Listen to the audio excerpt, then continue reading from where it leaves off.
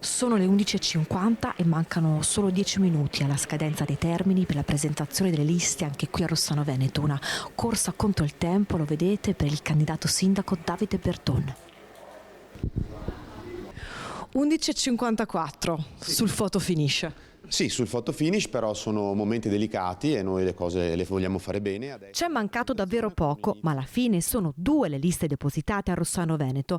Comincia ufficialmente la campagna elettorale per le amministrative di maggio con un braccio di ferro in casa centrodestra che da una parte vede Marco Zonta, appoggiato da una lista civica e dall'attuale sindaco Morena Martini, dall'altra Davide Berton, supportato dalla sponda Lega Rossanese di Paola Ganassin.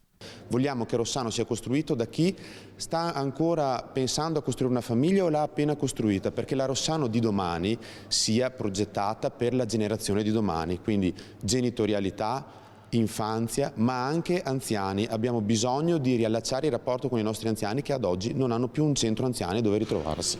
Una squadra di nuovi volti per la lista prima Rossano, Berton sindaco. Una scelta invece, quella di Marco Zonta, che come racconta il nome della lista punta alla continuità. È una squadra in continuità con l'amministrazione passata, perché ci sono 4 figure importanti della passata amministrazione, dall'ex sindaco Morena Martini all'assessore Ega Battaglin, ma poi abbiamo anche Gianni Fagion e Cristina Bianchin. L'obiettivo principale adesso è quello di riportare i giovani in particolare, ma tutta la nostra cittadinanza, a riappropriarsi del nostro comune. A Rossano Veneto una corsa alla poltrona di sindaco appena iniziata, ma che ha visto già nei primi metri sbracciate sgambetti politici o così presunti. Si dovranno chiedere perché ad un mese dalle elezioni questa persona ha tradito la loro fiducia, non tanto la mia, la loro fiducia, per andare con il capo dell'opposizione che ha insultato fino a 2 mesi fa. Insomma, va bene che in politica tutto è possibile, però tante volte per fare il bene del proprio paese bisogna mettere da parte le proprie ambizioni personali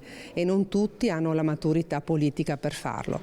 E la risposta non tarda a mancare. Non c'è nessun tradimento, abbiamo preso delle strade diverse, anzi forse lei l'ha presa diversa nel momento in cui mesi fa ha deciso di estromettere dalla prossima amministrazione alcuni membri importanti della sua attuale maggioranza.